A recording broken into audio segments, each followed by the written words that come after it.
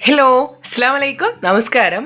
അപ്പോൾ നമ്മുടെ ഇന്നത്തെ റെസിപ്പി എന്ന് പറയുന്നത് വളരെ ഈസി ആയിട്ട് നമുക്ക് ഉണ്ടാക്കിയെടുക്കാൻ പറ്റുന്ന ഒരു ഈവനിങ് സ്നാക്കിൻ്റെ റെസിപ്പിയാണ്. അപ്പോൾ നമുക്ക് എങ്ങനെയാണ് ഈ ഒരു ഈസി സ്നാക്ക് തയ്യാറാക്കിയിട്ട് എടുക്കുന്നത് എന്നുള്ളത് നോക്കാം. നമ്മൾ ആദ്യം തന്നെ ഇതുപോലൊരു പാനിലേക്ക് 1 കപ്പ് വെള്ളം ഒഴിച്ചു കൊടുക്കുകയാണ്. നമ്മുടെ മെഷർമെൻറ്റ് കപ്പിന് 1 കപ്പ് വെള്ളമാണ് ചേർത്ത് കൊടുക്കുന്നത്. ഇതിലേക്ക് ഒരു 1/2 ടീസ്പൂണോളം ഉപ്പ് ഈ ഒരു സമയം ചേർത്ത് കൊടുക്കുകയാണ്. അതിൻ്റെ കൂട്ടത്തിൽ ഒരു 1 ടേബിൾ സ്പൂണോളം ഓയിൽ, ഞാനിപ്പം സൺഫ്ലവർ ഓയിലാണ് ഒഴിച്ചു കൊടുക്കുന്നത്, അതുകൂടെ ഒഴിച്ചിട്ട് ജസ്റ്റ് ഒന്ന് മിക്സ് ചെയ്തിട്ട് കൊടുക്കുകയാണ്. നെക്സ്റ്റ് നമ്മൾ ഇതിലേക്ക് ചേർക്കാൻ വേണ്ടി പോകുന്നത് നമ്മുടെ റെഡ് ചില്ലി ഫ്ലേക്സ് ആണ്. അതായത് നമ്മുടെ വറ്റൽ മുളക് ക്രഷ് ചെയ്തെടുത്തുള്ളതാണ്. ഇത് നമ്മുടെ എരിവിനനുസരിച്ചിട്ട് ചേർത്ത് കൊടുക്കാം. ഞാനിവിടെ ഒരു 3/4 ടീസ്പൂണോളം ചേർത്ത് കൊടുക്കുന്നുണ്ട്. അത്യാവശ്യം ഒരു 1 ടീസ്പൂൺ വരെ എടുത്തു കഴിഞ്ഞാലാണ് നല്ല സ്പൈസിയോട് കൂടിയിട്ട് നമുക്ക് ഈ ഒരു സ്നാക്ക് കഴിക്കാൻ വേണ്ടി പറ്റുന്നത്. അപ്പോൾ അതുകൂടെ ചേർത്തിട്ട് നന്നായിട്ട് ഇളക്കി മിക്സ് ചെയ്തിട്ട് കൊടുക്കുന്നുണ്ട്. ഇനി ചെറുതായിട്ട് ഇങ്ങനെ തിളച്ച് വരുന്ന സമയത്ത് നമ്മൾ ഇതിലേക്ക് 1/2 കപ്പോളം റവയാണ് ചേർത്ത് കൊടുക്കുന്നത്. അപ്പോൾ ആ റവ കൂടെ ചേർത്തിട്ട് നന്നായിട്ട് തന്നെ പെട്ടെന്നൊന്ന് മിക്സ് ആക്കിയിട്ട് എടുക്കുകയാണ്. ഒന്ന് തീ കുറച്ചെടുത്തിട്ട് വേണം നമ്മളിത് മിക്സ് ആക്കിയിട്ട് എടുക്കാൻ. ഏകദേശം നമ്മളിതിങ്ങനെ മിക്സ് ആക്കി എടുക്കുന്ന സമയത്ത് ഈ ഒരു പാനിൽ നിന്നൊന്ന് വിട്ട് വരുന്ന ആ ഒരു പരുവത്തിൽ ആവണ വരെ നമ്മളിതൊന്ന് മിക്സ് ആക്കിയിട്ട് കൊടുക്കണം. ചെറിയ ഫ്ലെയിമിലിട്ടിട്ട് ഇതേ രീതിയിൽ നല്ല പോലെ തന്നെ ഒന്ന് കുക്കാക്കിയിട്ട് എടുക്കുകയാണ്. ഇതിങ്ങനെ തൊട്ട് നോക്കുന്ന സമയത്ത് ഒട്ടും തന്നെ ഇങ്ങനെ സ്റ്റിക്ക് ആവാതെ, അതായത് ഒട്ടി പിടിക്കാത്തൊരു കണ്ടീഷൻ ആയിട്ടായിരിക്കും നമുക്ക് കിട്ടുന്നത്. ആ ഒരു സമയമാകുമ്പോഴത്തേക്ക് നമുക്ക് ഇതിൻ്റെ ഫ്ലെയിം ഓഫ് ചെയ്തിട്ട് ഇത് നല്ല പോലെ ഒന്ന് ചൂട് പോകാൻ വേണ്ടിയിട്ടൊന്ന് മാറ്റി വെക്കാൻ. ഇപ്പോഴത്തെ നമ്മൾ റെഡിയാക്കി എടുത്തുള്ള ഈ ഒരു റവയുടെ മിക്സ് നന്നായിട്ട് തന്നെ ചൂടൊക്കെ പോയിട്ടുണ്ട്. ഇനി നമ്മൾ ഇതിലേക്ക് ചേർത്ത് കൊടുക്കാൻ വേണ്ടി പോകുന്നത് ഉരുളക്കിഴങ്ങ് വേവിച്ച് ഉടച്ച് വെച്ചിട്ടുള്ളതാണ്. 2 മീഡിയം സൈസ് ആയിട്ടുള്ള ഉരുളക്കിഴങ്ങാണ് ഞാൻ ഇതിലേക്ക് എടുത്തിട്ടത്. നന്നായിട്ട് വേവിച്ച് ഉടച്ച് വെച്ചിട്ടുണ്ട്. അത് ഇതിലേക്ക് ചേർത്ത് കൊടുക്കുകയാണ്. ഇതിന് കൂടെ നമ്മൾ ചേർത്ത് കൊടുക്കാൻ വേണ്ടി പോകുന്നത് നമ്മുടെ വലിയ ഉള്ളി, അതായത് സവാള ഒരു മീഡിയം സൈസ് ആയിട്ടുള്ളത് ഇതുപോലെ പൊടിയായി അരിഞ്ഞെടുത്താണ് ചേർത്ത് കൊടുക്കുന്നത്. ഇനി നെക്സ്റ്റ് നമ്മൾ ഇതിലേക്ക് ചേർത്ത് കൊടുക്കുന്നത് ഇഞ്ചിയും വെളുത്തുള്ളി രണ്ടും കൂടെ ഒന്ന് ഗ്രേറ്റ് ചെയ്തെടുത്തുള്ളതാണ്. ഒരു 1/2 ടീസ്പൂൺ മുതൽ 3/4 ടീസ്പൂൺ വരെ ചേർത്ത് കൊടുക്കാവുന്നതാണ്. അടുത്തൊരു 2 ടേബിൾ സ്പൂണോളം ടൊമാറ്റോ കെച്ചപ്പും കൂടെ ഈ ഒരു സ്റ്റേജിൽ ചേർത്ത് കൊടുക്കുന്നുണ്ട്. ഇതിൻ്റെ കൂട്ടത്തിൽ കുറച്ച് ചീസ് നമുക്ക് ചേർത്ത് കൊടുക്കണം. അപ്പോൾ നമ്മുടെ കയ്യിൽ മൊസറല്ല ചീസ് ഉണ്ടെങ്കിൽ അതൊരു 1/2 കപ്പോളം ചേർത്ത് കൊടുക്കാം.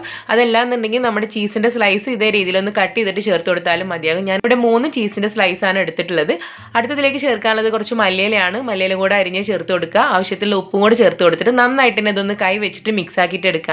നന്നായിട്ട് ആ ഒരു ഉരുളക്കിഴങ്ങും അതുപോലെ നമ്മൾ നേരത്തെ റെഡിയാക്കി എടുത്തുള്ള റവയുടെ കൂട്ടും എല്ലാം കൂടെ നന്നായിട്ടൊന്ന് മിക്സ് ആക്കിയിട്ട് ധൈര്യം ഒരു പരുവത്തിൽ വേണം നമ്മൾ റെഡിയാക്കിയിട്ട് എടുക്കാൻ. നമ്മുടെ കയ്യിൽ കുറച്ചൊന്ന് ഓയിലാക്കി കൊടുക്കുക, നമ്മുടെ കയ്യിൽ ഒട്ടിപ്പിടിക്കുന്നതൊന്ന് കുറക്കാൻ വേണ്ടിയിട്ട്.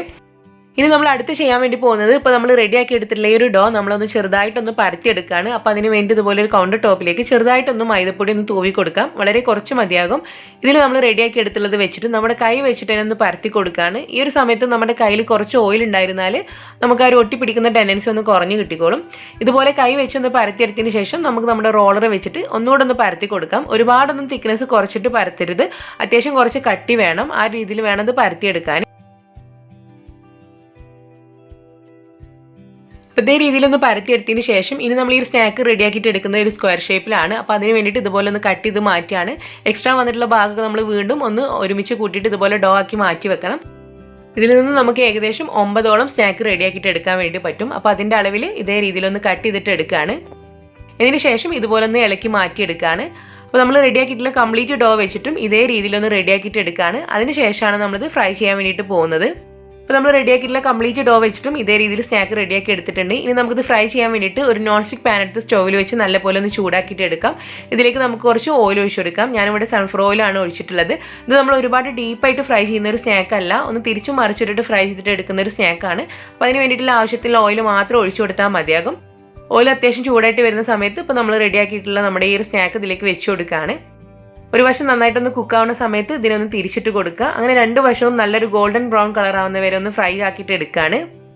ഇത് നമ്മുടെ ഫസ്റ്റ് ബാച്ച് നമ്മളിവിടെ ഫ്രൈ ആക്കിയിട്ട് എടുത്തിട്ടുണ്ട്. ഇതേ രീതിയിൽ നമ്മൾ റെഡിയാക്കിയിട്ടുള്ള കംപ്ലീറ്റ് ഒന്ന് ഫ്രൈ ചെയ്തിട്ട് എടുക്കുകയാണ്. അപ്പോൾ വളരെ ടേസ്റ്റി ആയിട്ടുള്ളൊരു സ്നാക്കാണ്. ഇതിൻ്റെ കൂടെ നമുക്ക് നല്ല സ്പൈസി ആയിട്ടുള്ള ചട്നിയൊക്കെ ഉണ്ടെങ്കിൽ നല്ല അടിപൊളിയായിട്ട് നമുക്ക് കഴിക്കാൻ പറ്റുന്നൊരു സ്നാക്കാണ്. ചീസൊക്കെ ചേർത്തുകൊണ്ട് തന്നെ കുട്ടികൾക്കൊക്കെ ഒരുപാട് ഇഷ്ടമാവുന്നൊരു സ്നാക്ക് കൂടിയാണ്. അപ്പോൾ നിങ്ങൾ മസ്റ്റായിട്ടും ഇതൊന്ന് ട്രൈ ചെയ്തിട്ട് നിങ്ങളുടെ ഫീഡ്ബാക്ക്സ് അറിയിക്കുക. ഈ ഒരു വീഡിയോ നിങ്ങൾക്ക് ഇഷ്ടമായാലും ലൈക്ക് ചെയ്യുക, നിങ്ങളുടെ ഫ്രണ്ട്സിലേക്കും റിലേറ്റീവ്സിലേക്കും ഒന്ന് ഷെയർ ചെയ്തിട്ട് കൊടുക്കുക. അപ്പോൾ ഇൻഷാ അല്ലാഹ് നമുക്ക് അടുത്ത വീഡിയോ ആയിട്ട് കാണാം. താങ്ക്